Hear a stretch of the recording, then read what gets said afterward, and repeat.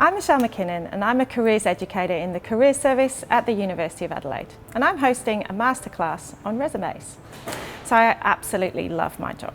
I get to help students and researchers from across the university find and compete for graduate roles. I work alongside a team of career development professionals.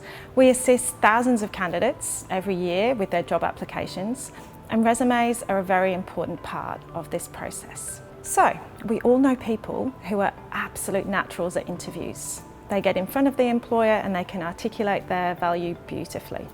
However, it's highly unlikely that you will get to interview stage without an outstanding resume.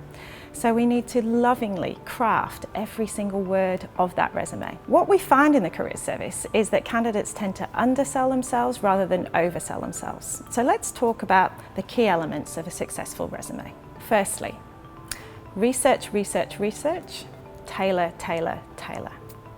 What I mean by that is that candidates should look very carefully at the job advertisement and spend some time on the organisation's website so they can explicitly highlight the competencies they're looking for that role. Make it clear how you can add value to that organisation and why you're worth the salary. Consider the subheadings that you're using and don't be afraid to play around with them. It's about making sure that your key experience is relevant to the role. So if in the job description it says project management, you might consider having a whole subheading on project management experience. Secondly, let's talk about presentation. And of course, a beautiful looking resume is going to be very appealing to the recruiter. Your resume is a clear demonstration of the standard of your professional communication skills. So your presentation, your formatting, your spelling and your grammar has to be absolutely flawless. But just as they say, it takes a whole village to raise a child, I'm a big believer that it takes a whole team to produce one person's resume. So get your family and friends involved in editing and checking. A lot of candidates also ask us about resume templates, and certainly there are some great ones out there on Microsoft Word and Canva. However, be careful that your resume doesn't end up looking like all the other candidates' resumes. You have to inject some of your personality in there as well. The other thing that you may want to think about is mirroring the language that employers are using in their job advertisement.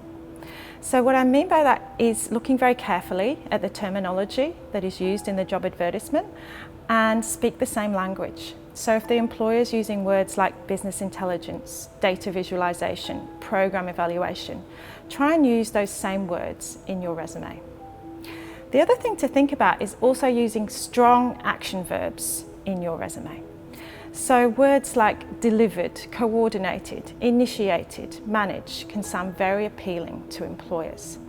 So as an example, instead of saying, I helped customers, you may want to quantify that a little bit and say something like, provided outstanding customer service to around 75 students per day.